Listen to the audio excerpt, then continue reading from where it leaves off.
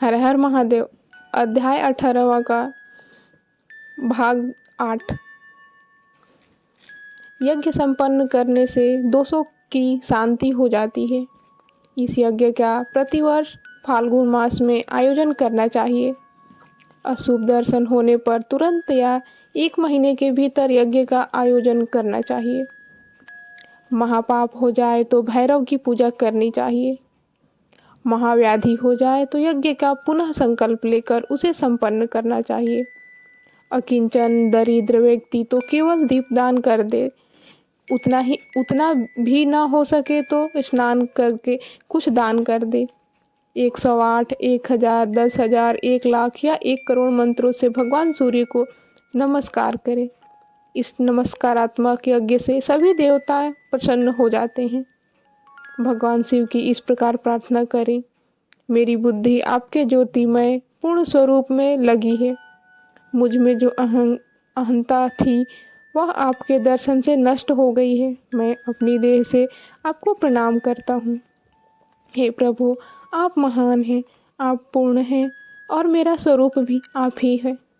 तो भी इस समय मैं आपका दास हूँ। इस प्रकार यथायोग्य नमस्कार पूर्वक स्वयत्याग करना चाहिए। तत्पश्चात भगवान शिव को नैवेद्य देकर तांबूल समर्पित करना चाहिए।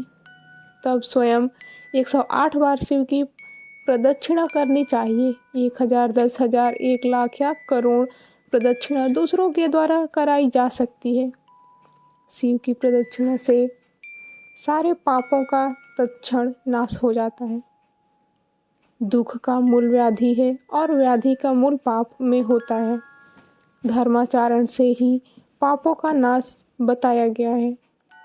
भगवान शिव के उद्देश्य से किया गया धर्माचरण पापों का नाश करने में समर्थ होता है।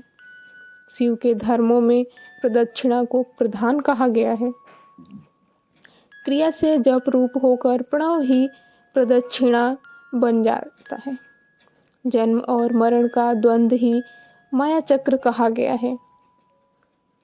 शिव का माया चक्र ही बलिपीठ कहलाता है।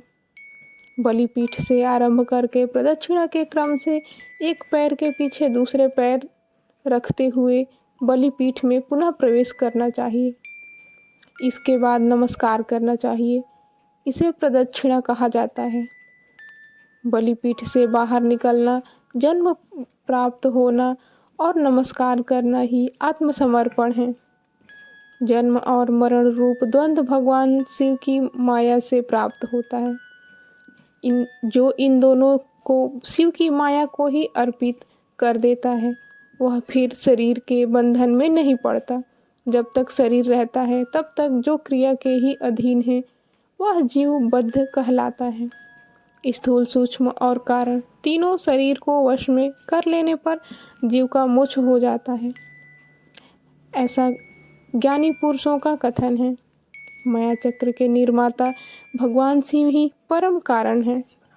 वे अपनी माया के दिए हुए द्वंद्व का स्वयं ही परिमार्जन करते हैं। अतः शिव के द्वारा कल्पित हुआ द्वंद्व उन्हीं को समर्पित कर देना चाहिए। हे विद्वानों, प्रदक्षिणा और नमस्कार शिव को अति प्रिय है, ऐसा करना चाहिए। भगवान शिव की प्रदक्षिणा, नमस्कार और षोडशोपचार पूजन अत्यंत फलदायी होता है। ऐसा कोई पाप इस पृथ्वी पर नहीं है जो शिव प्रदक्षिणा से नष्ट न हो सके। इसलिए प्रदक्षिणा का आश्रय लेकर सभी पापों का नाश कर लेना चाहिए। जो शिव की पूजा में तत्पर हो वह मौन रहे, सत्य आदि गुणों से संयुक्त हो, क्रिया, जप, तप, ज्ञान और ध्यान में एक एक का अनुष्ठान करता रहे। ऐश्वर्य, दिव्य शरीर की प्राप्ति, ज्ञान का उदय, अज्ञानता का निवारण और भगवान शिव के सामीप्य का लाभ, ये क्रमशः क्रिया आदि के फल हैं। निष्काम कर्म करने से अज्ञान का निवारण हो जाने के कारण शिव भक्त पुरुष उसके यथोक्त फल को पाता है। शिव भक्त पुरुष देश, काल, शरीर और धन के अनुसार यथा योग्य क्रिया आदि का अनुष्ठान करें। नए उपार्जित उत्तम धन से निर्वाह करते हुए विद्वान पुरुष शिव के स्थान में निवास करें। जीव हिंसा आदि से रहित और अत्यंत कलेश शून्य जीवन बिताते हुए पंचाक्षर मंत्र के जप से अभिमंत्रित अन्न और जल को सुख स्वरूप माना गया है। या यह भी कहते हैं कि दरिद्र पुरुष के लिए भिक्षा से प्राप्त हुआ अन्न ज्ञान देने वाला होता है।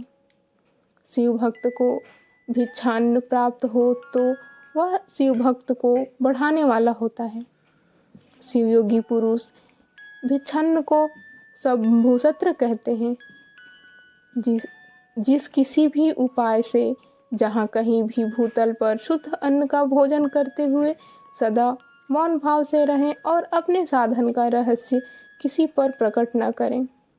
भक्तों के समक्ष ही शिव के महात्म्य को प्रकाशित करें। शिव मंत्र के रहस्य को भगवान शिव ही जानते हैं, दूसरा कोई नहीं जान पाता। शिव भक्त को सदा शिवलिंग के आश्रित होकर वास करना चाहिए। हे ब्राह्मणों, शिवलिंगाश्रय के प्रभाव से वह भक्त भी शिव रूप ही हो जाता है। चरलिंग की पूजा करने से वह क्रमशः अवश्य ही मुक्त हो जाता है।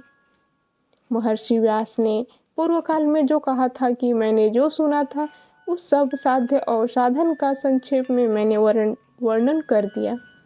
आप सबका कल्याण हो और भगवान शिव में आपकी दृढ़ भक्ति बनी रहे। जो मनुष्य इस अध्याय का पाठ करता है या जो इसे सुनता है, हे विज्ञजनों, वह भगवान शिव की कृपा से शिव ज्ञान को प्राप्त कर लेता है। हर हर महादेव।